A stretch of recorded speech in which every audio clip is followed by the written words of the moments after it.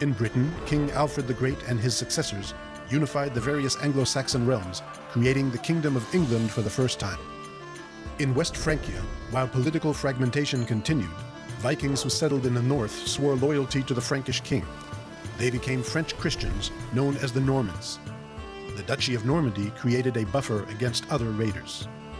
In East Francia, Otto I, king of the Germans, managed to defeat the Hungarians in the Battle of Lechfeld in 955, putting an end to the invasions from the east. The settled Hungarians eventually established a Christian kingdom of their own. The victorious Otto the Great was crowned emperor in 962. Europe had an empire once again, this time a German one. It was later known as the Holy Roman Empire. After centuries of turmoil, Europe was finally gaining stability and confidence, ready to change course. The year 1000 marks a turning point in European history, ushering in 300 years of growth and prosperity. Better climate, combined with new technologies and techniques, led to an agricultural revolution. Europeans produced more food, resulting in population growth. New villages and towns were established, and existing ones expanded. Throughout Europe, forests were cleared as more and more land came under cultivation. This enabled immense economic expansion and commercial revival.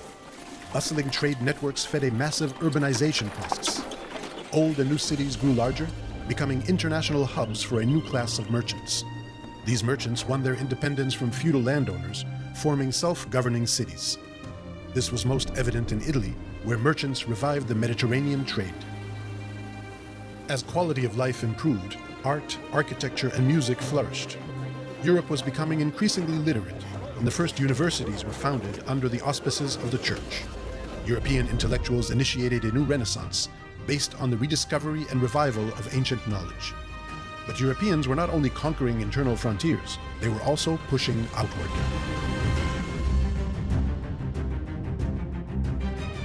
During the Central Middle Ages, aristocrats from the Carolingian heartland conquered and colonized new territories, pushing the boundaries of Western Christendom. This process, described as the Europeanization of Europe, resulted in an expanded and more homogeneous civilization.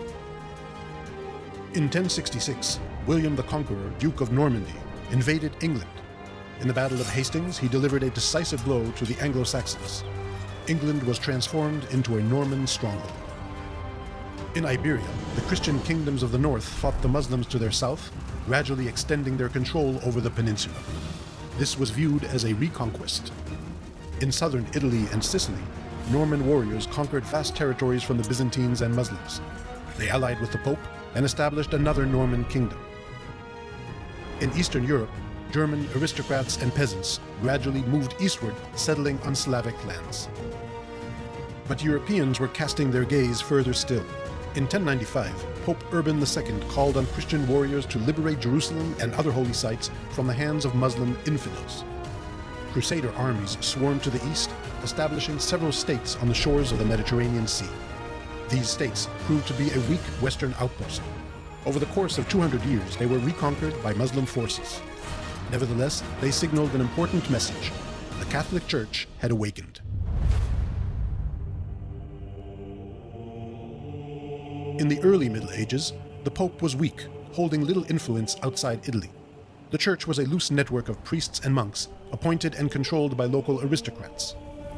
In the 10th and 11th centuries, a movement emerged set on reforming the Church and society as a whole. The reformers demanded to free the Church from the world, to extract it from the influence of kings and nobles, and rebuild it as a papal monarchy. Pope Gregory VII, an enthusiastic reformer, clashed with the Holy Roman Emperor Henry IV over the authority of appointing bishops in the empire. The first round of conflict ended with Henry waiting for 3 days in the snow outside a fortress at Canossa, begging for the Pope's forgiveness. The second round, however, ended as Henry invaded and appointed his own pope, forcing Gregory into exile. Although it seemed as if the emperor had won, in the 12th century it became clear that the papacy and the reform were victorious. The Church had become a robust, centralized, hierarchical organization. With elaborate administrative and legal systems and immense resources, its power stretched across Europe. At the top of the pyramid was the Pope, ruling the Church as an absolute monarch. As popes grew stronger, kings were left envious. Then they followed suit. The power of medieval kings was constrained by the armed aristocracy. During the Central Middle Ages, their numbers vastly increased, and castles were multiplying, with wood being replaced by stone and designs getting bigger and stronger. Aristocratic lifestyle and culture underwent refinement with the advent of the Christian knight ideal and the code of conduct known as chivalry. But at the same time, aristocrats in some regions were faced with the emergence of stronger kings and kingdoms. In England, the Anglo-Norman dynasty formed a small and consolidated state, free of the feudal mess abundant on the continent. In Iberia, the reconquest of land from the Muslims strengthened the Christian kings, enabling centralized states to emerge. In France, the kings of the Capetian dynasty gradually expanded their personal domains, enabling a functioning state to form there as well.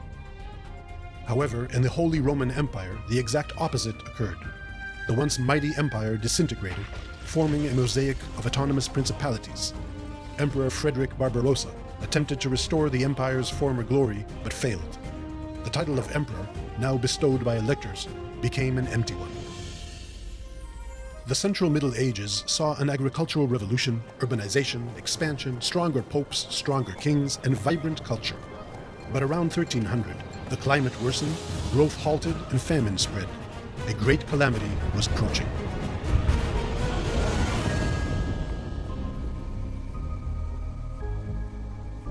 The 14th century marks a watershed in European history. In 1347, a global plague now known as the Black Death reached Europe. It rapidly spread across the continent and within a few short years killed approximately 1/3 of the population. It was an unprecedented demographic disaster. Entire settlements were wiped off the map. Recurrent outbreaks of the plague would continue striking Europe for centuries. However, during the 14th and 15th centuries, Europe recovered, and for some survivors, the consequences of the plague were not so grim. As the population dropped, land became widely available, and the demand for labor rose dramatically. The bargaining power of peasants and workers increased, and they demanded improved conditions. When elites refused, revolts erupted across Europe. Nearly all of them were brutally suppressed. Yet, in the long run, change was inevitable. In Western Europe, peasants gained new freedoms and opportunities, and workers enjoyed higher wages. Out of the darkness of the Great Plague, creativity emerged. Technological innovation brought forth the wind and water mills, eyeglasses, new techniques for metal production and processing, and, of course, the printing press. In the quickly recovering cities, new cultural trends flourished. A new renaissance thrived in Italy, set on reviving and surpassing the cultural achievements of ancient Greece and Rome. Renaissance scholars developed a new outlook on the world and on man's place within it. They defined the past millennium as Dark Ages, and so positioned themselves as the transition between the medieval and modern world.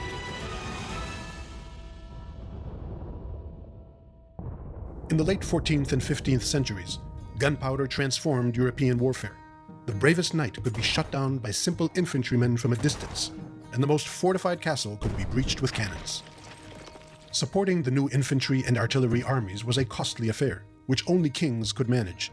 As they strove to monopolize the use of force within their territories, kings consolidated their power and asserted their authority over the aristocracy. These nobles, who lost their military superiority, began serving their rulers as administrators and courtiers. The sovereign state was emerging. In these troubled times, Europe's new military innovations were constantly put to the test. The 100 Years' War waged between England and France devastated the French country.